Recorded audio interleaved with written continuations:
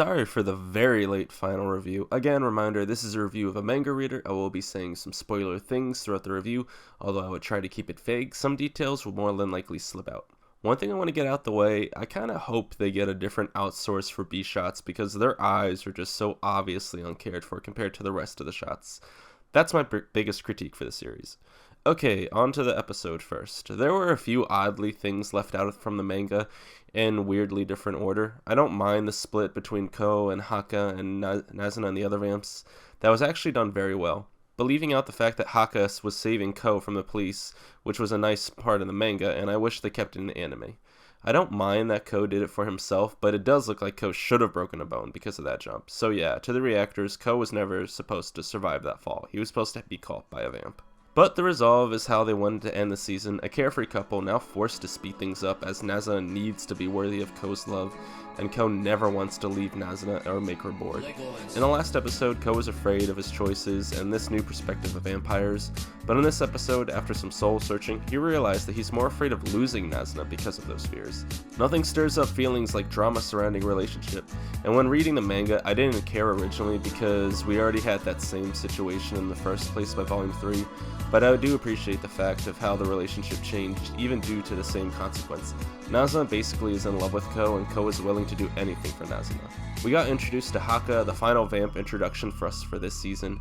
Her, Midori, and Siri were being the main three vamps that got the spotlight for Season 1. I guess they decided to leave Kiku out as much as possible for next season, although her story kinda gets pushed aside when things start building up.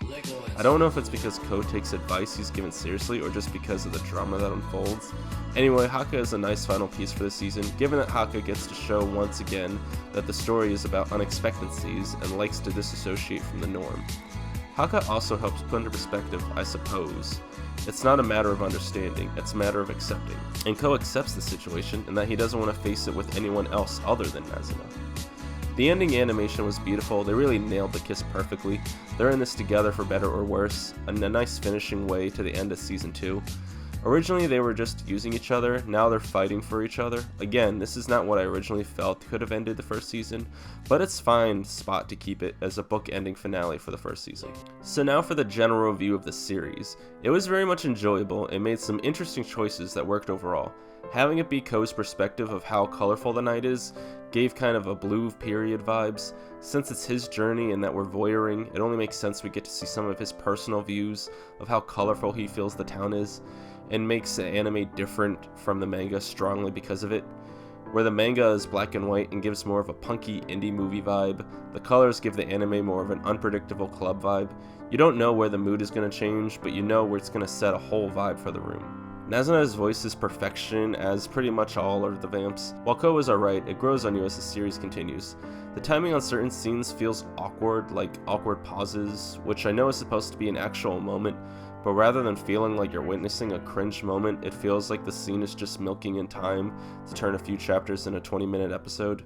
I do wonder what chapters will be cut for the sake of the story, because where we lead off into Season 2, Volume 6 can be a mess, because it shifts its conflict completely and everything gets pushed.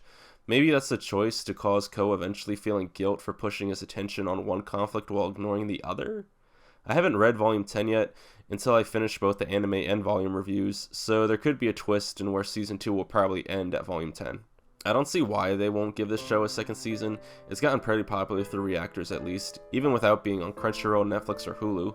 But if it doesn't, at least they got to end it on a message of wanting to change. I also look forward to the new intros and endings if they do. Kinda hoping they'll go fully coolly with the Pillows route and just keeping creepy nuts for the OP and ED. The OST also felt very amazing, like a 90s indie film at times, and also awkwardly placed at times. Like, it's not their fault, they made the music, but the way it was edited in weird parts, or they weren't sure if part of the song would be in that moment.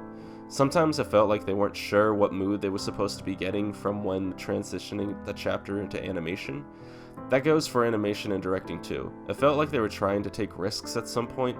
Sometimes it worked and sometimes it just felt unnecessary or awkward, so I hope it gets better and more smooth next season. Those are the main criticisms and compliments about the first season. I'm happy the series got animated and hope for it to continue.